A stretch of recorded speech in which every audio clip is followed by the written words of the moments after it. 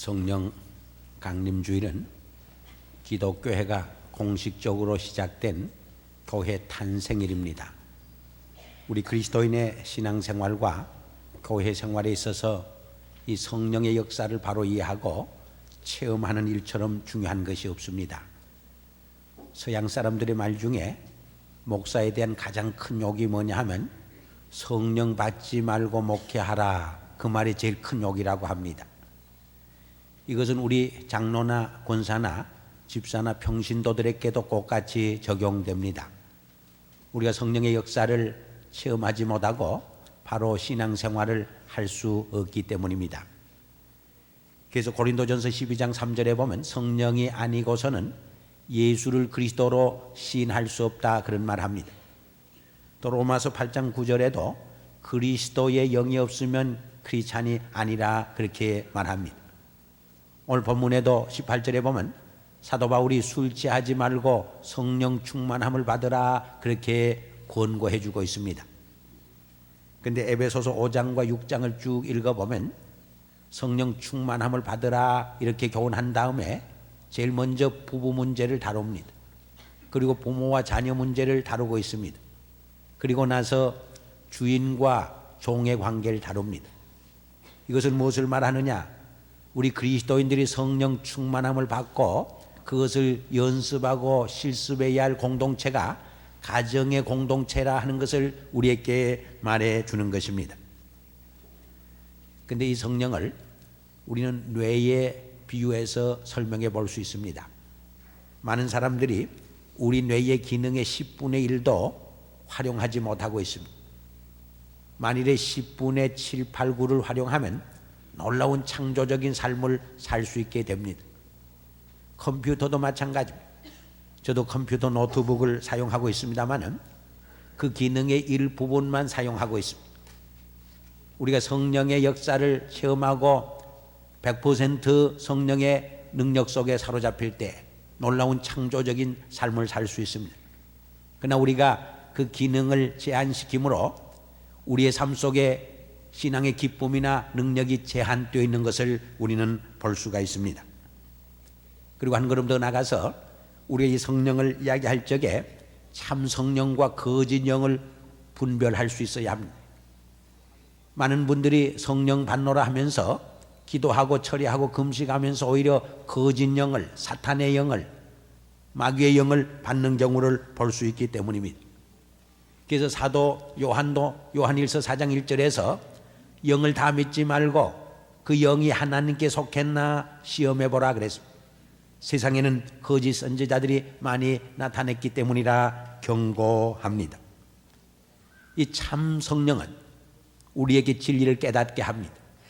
우리의 죄를 회개하고 새 삶으로 나가게 합니다. 우리에게 삶의 용기를 줍니다. 새로운 삶의 가치관과 비전을 허락해 줍니다.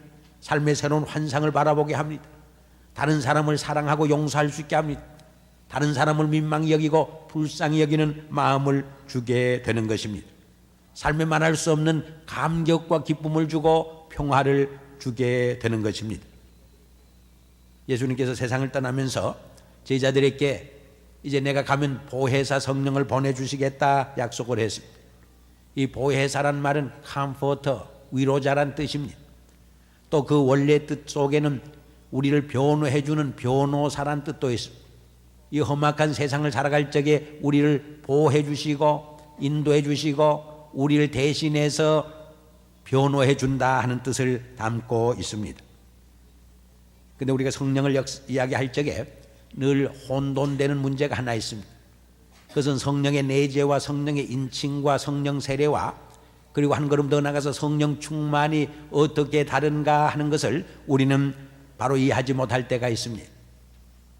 실제적으로 성령의 내재나 성령의 인침이나 성령 세례는 같은 말입니다. 우리가 예수를 믿을 적에 성령의 내재가 이루어집니다. 성령의 인침을 받습니다. 성령 세례를 받습니다. 이것은 일회적입니다. 그래서 조금 전에 인용한 대로 성령이 아니고는 예수를 구주로 고백할 수 없다, 그렇게 했습니다. 그리스도의 영이 없으면 크리스찬이 아니라고 말하게 된 것입니다. 그러나 이것이 성령 충만을 의미하지 않습니다. 그래서 오늘 본문에도 성령 충만함을 받으라 그렇게 교훈합니다. 이 성령 충만함을 받으라는 말은 현재형입니다. 계속해서 성령으로 충만하게 채워질 것을 요구하는 말입니다. 우리가 사도행전 2장을 읽어보면 오순절 마가 요한의 다락방에 성령이 임함으로 성령 충만의 체험들을 하게 됩니다. 그때 유무상통하고 떡을 함께 띄면서 기뻐 즐거워하고 찬양하고 하나님께 영광을 돌리는 놀라운 새로운 기독교 공동체가 이루어집니다. 그러나 사도행전 4장 31절에 가서 보면 또 성령 충만함을 받게 되는 것을 볼 수가 있습니다. 반복적입니다. 계속적입니다.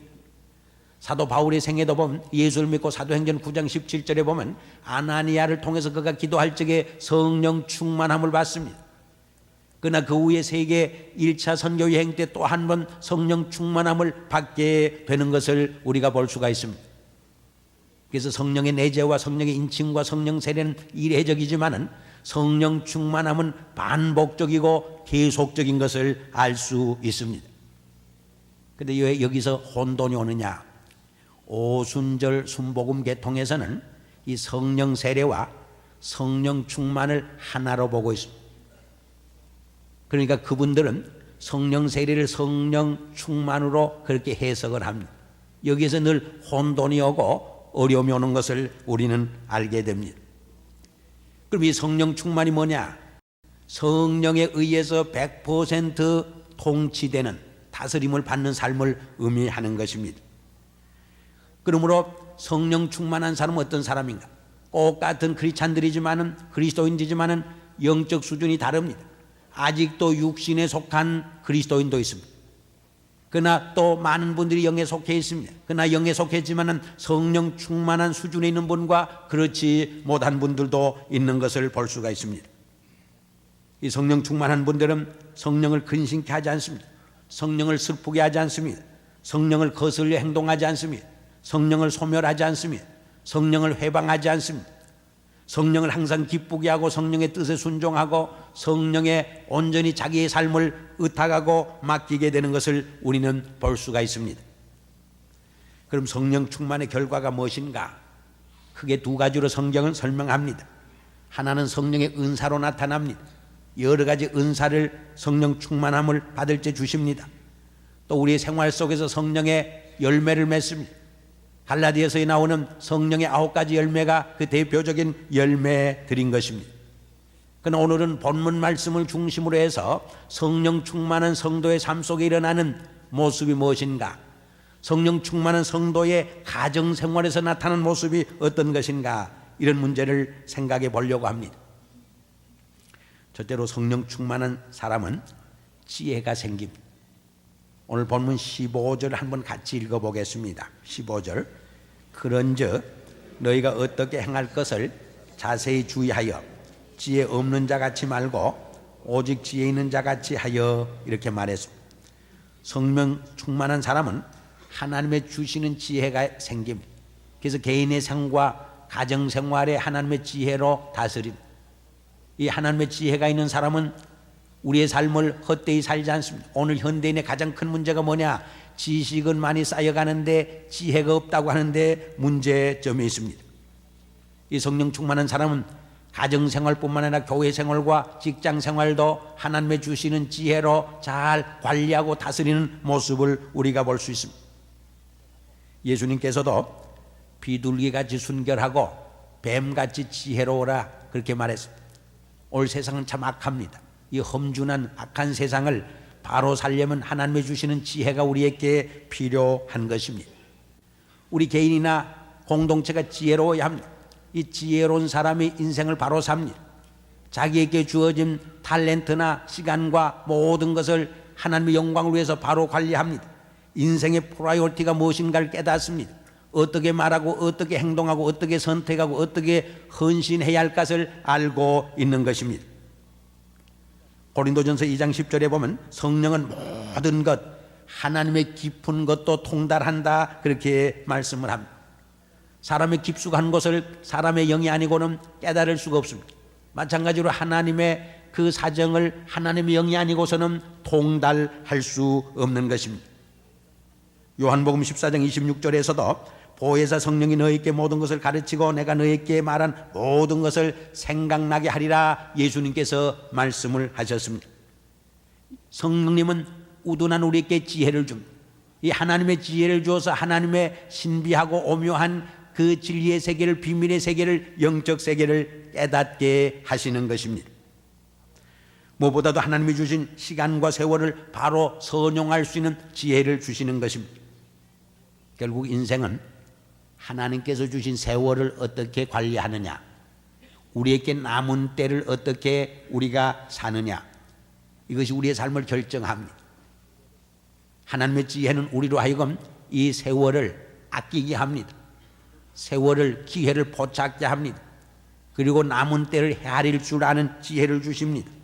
성령 충만한 사람은 시간을 가지고 하나님의 영광을 위해 씁니다. 이웃과 사랑을, 이웃과 또 다른 사람을 봉사하기 위해서, 헌신하기 위해서 선용합니다. 그러나 성령이 메마른 사람들은 하나님을 욕되게 합니다. 이웃을 시기하고 질투하고 다투기 위해서 시간을 낭비합니다. 하나님의 영광을 드러내기보다는 오히려 마귀의 시험을 걸리게 하고 또 사탄의 그 게임에 빠져서 사탄의 그 장난에 놀아나게 되는 것을 볼 수가 있습니다.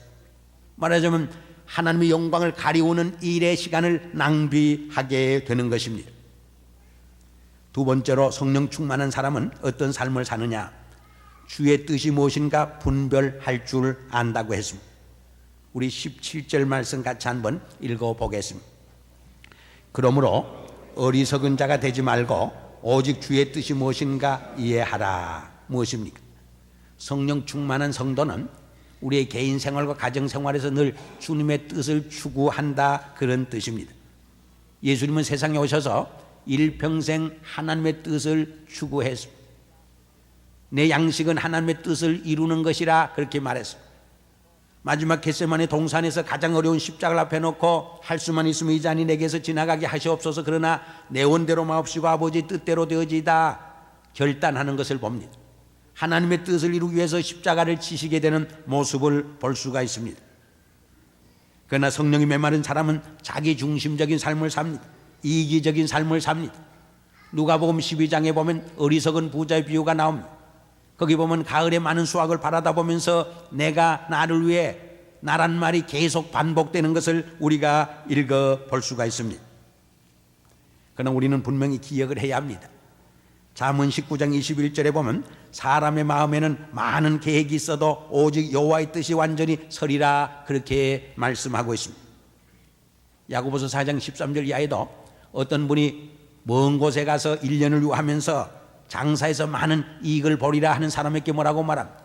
주의 뜻이면 내가 살기도 하고 이것저것을 할 수 있거늘 내가 허탄한 자랑을 한다. 그 허탄한 자랑은 악한 일이라 경고하는 것을 볼 수 있습니다.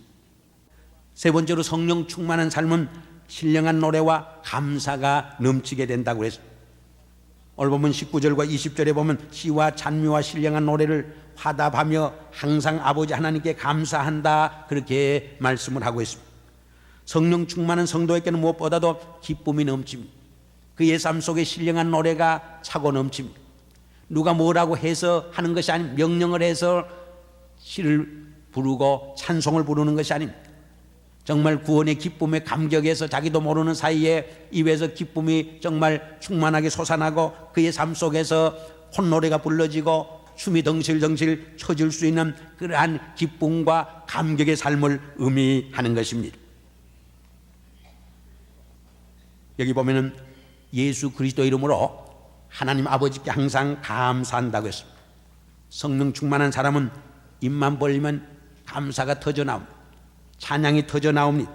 때로는 너무 감사해서 감격의 눈물이 흐릅니다. 그 입에서 남을 칭찬하고 격려하고 위로하고 축복하는 말이 터져나옵니다. 그러나 성령이 메마른 사람은 입을 열면 원망이 터져나옵니다. 불평이 터져나옵니다. 남을 비난하고 비판하는 소리만 나옵니다. 남을 욕하고 저주하는 말이 터져나오게 됩니다. 짜증스러운 말만 터져나옵니다.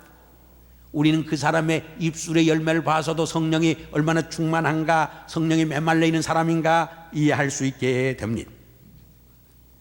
사실 이 세상은 참된 기쁨과 감사가 별로 없습니다. 그래서 불란서의 볼케아는 내가 차라리 태어나지 않았으면 좋을 뻔했다 그렇게 말했어. 미국의 백만 장자였던 제이 구울드도 유명한 말을 죽으면서 남겼습니다. 그렇게 호화찬란하게 부를 즐겼지만 마지막에 그는 나는 세상에서 가장 비참한 사람이라 고백을 했습니다. I'm the most miserable man on earth. 그렇게 단식한 것입니다. 그러나 예수 그리스도에게 참된 기쁨과 감사가 있습니다. 예수 그리스도의 영이 있는 성령이 충만한 곳에 정말 한없는 메마른 광야 같은 사회 속에서도 기쁨이 넘칠 수 있는 것입니다.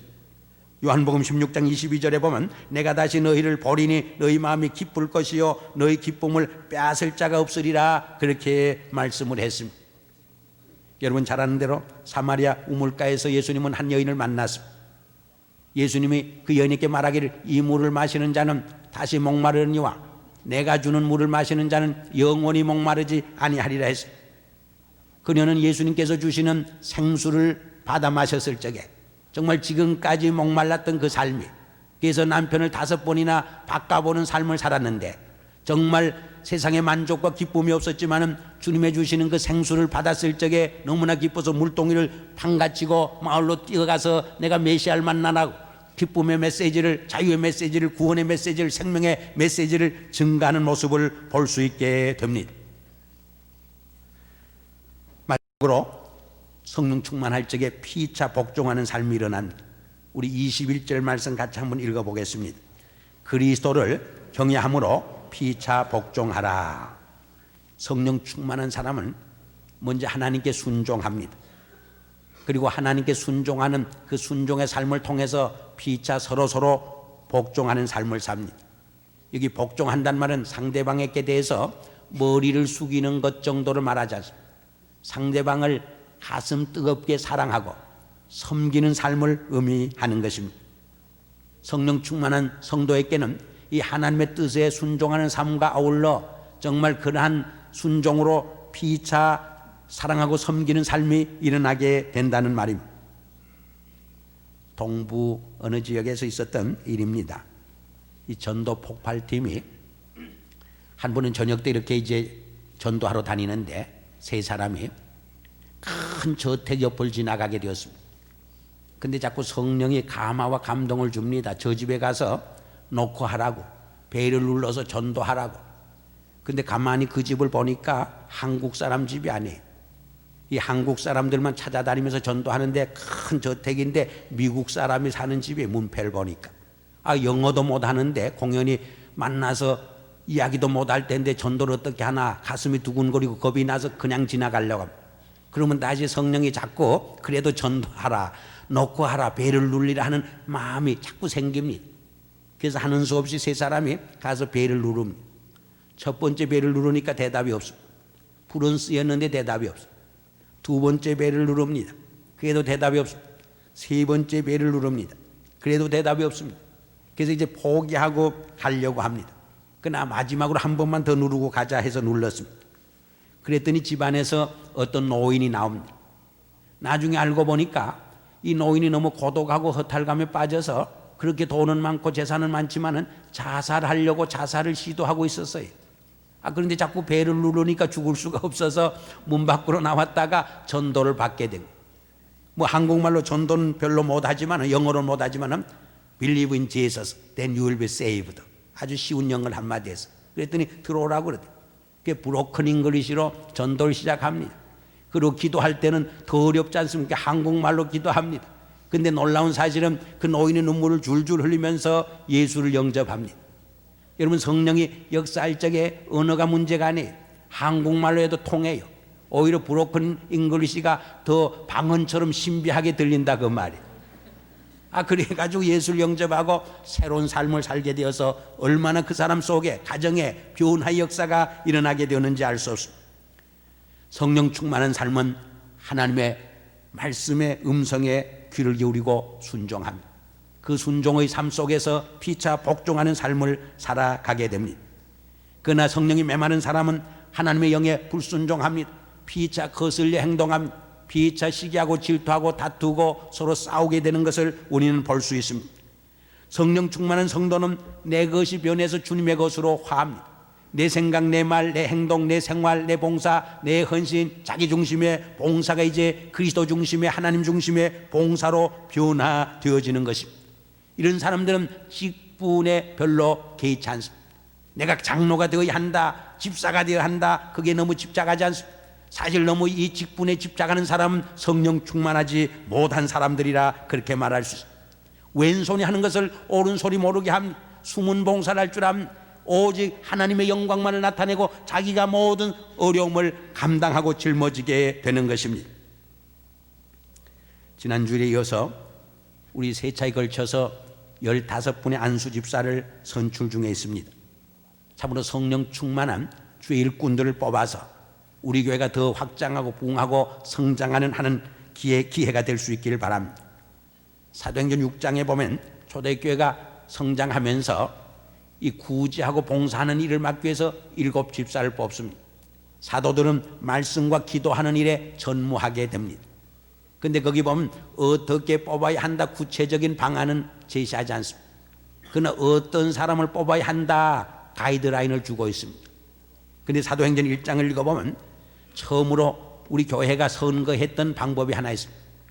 가룟 유다가 자살해서 죽자 12 사도를 대신하기 위해서 그를 대신하기 위해서 한 사람 사도를 뽑는 선거가 있습니다.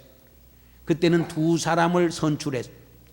바사바라고 하는 사람과 마띠아라는 사람을 선출해서 모든 회중이 2 사람을 놓고 선거를 했습니다. 어떻게 한지 아십니까?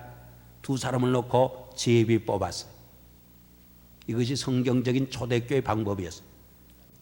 그래서 사도행전 6장에 보면 몇 가지 가이드라인을 줬는데 어떤 안수 집사를 뽑게 했느냐? 성령이 충만한 사람, 2 번째는 믿음 있는 사람, 3 번째는 지혜가 있는 사람, 4 번째로는 칭찬 듣는 사람이라고 했어요. 근데 따지고 보면 사실은 성령 충만할 적에 믿음이 있는 것이고 또한 지혜가 생기는 것이고 칭찬 들을 수 있다 그렇게 생각할 수 있어요. 그러니까 믿음이 있고 지혜가 있고 칭찬 듣는 사람이라고 하는 것은 결국 성령 충만한 삶의 결과요 현상이라 그렇게 말해 볼 수도 있는 것입니다. 그 대표적인 사람이 누구였습니까? 스데반이었습니다. 스데반은 기독교 역사의 첫 번째 순교자입니다. 사도행전 7장 55절에 보면 그의 장엄한 순교의 장면을 설명해 줍니다. 스데반이 성령이 충만하여 하늘을 우러러 봤을 적에 하늘문이 열리고 하나님의 영광을 바라보게 됩니다. 그리고 하나님 우편에 서신 예수님을 바라보게 됩니다. 그때의 스데반은 성령이 충만해서 자기를 돌로 치는 그 돌을 본 것이 아닙니다. 하나님의 영광을 바라본 것입니다. 그 산엄한 그 죽음의 현장에서도 오히려 두려움은 사라지고 위대한 용기가 생깁니다. 죽음을 정말 받아들일 수 있는 순교의 용기가 생깁니다. 그리고 오히려 자기를 치는 원수를 용서할 수 있는 용서의 기도가 터져 나옵니다. 이 죄를 저희들에게 돌리지 마옵소서. 그리고 자기의 영혼을 하나님의 손에 부탁하는 위대한 승리의 삶으로 종집을 찍게 됩니다. 사랑하는 성도 여러분, 우리 정말 스데반과 같은 성령이 충만한 일꾼들을 뽑아서 하나님께 영광이요 저희 교회는 놀라운 정말 부흥의 역사가 이루어지는 하나의 전환점이 될 수 있도록 하나님께서 정말 좋은 충성스러운 종들을 선출해서 하나님의 일꾼으로 세워주기를 저희들이 기도해야 할 줄 압니다. 이런 은혜와 축복이 우리와 같이 하기를 간절히 축원합니다.